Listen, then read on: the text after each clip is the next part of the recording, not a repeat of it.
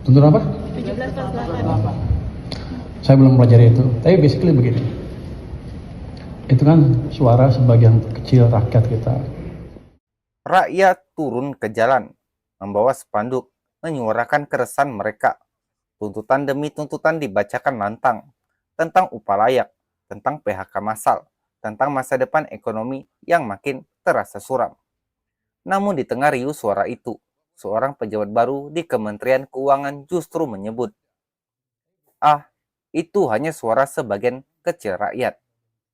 Kalimat sederhana tapi menohok.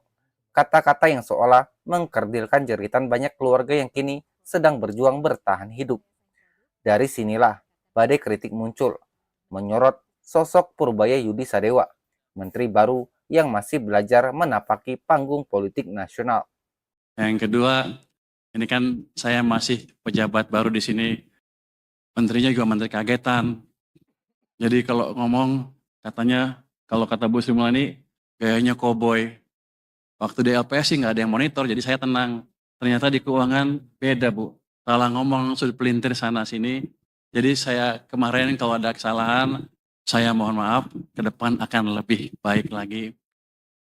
Dalam pertemuan dengan wartawan usai serah terima jabatan, Purbaya berkata jujur, ia masih menteri kagetan. Ia bahkan bercanda menyebut dirinya bergaya koboi, sebagaimana dulu pernah diingatkan oleh Sri Mulyani. Tapi gaya koboi inilah yang justru memunculkan masalah. Menyadari ucapannya menuai badai kritik, Purbaya akhirnya meminta maaf. Ia berjanji akan lebih hati-hati dalam bicara, dan bahkan berencana meminta petunjuk dari Sri Mulyani, menteri sebelumnya yang dikenal disiplin dan penuh perhitungan. Pernyataan itu menyiratkan banyak hal. Pertama, bahwa Purbaya sadar dirinya masih harus belajar mengelola komunikasi politik. Kedua, bahwa warisan Sri Mulyani masih menjadi bayang-bayang besar di Kementerian Keuangan. Namun bagi rakyat, permintaan maaf saja tidak cukup. Gelombang demonstrasi masih berlangsung.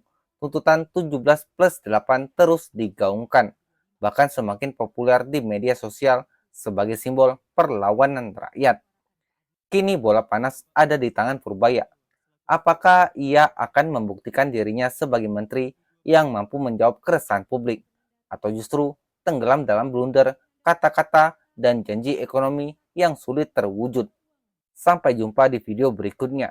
Stay waras di dunia yang semakin gila.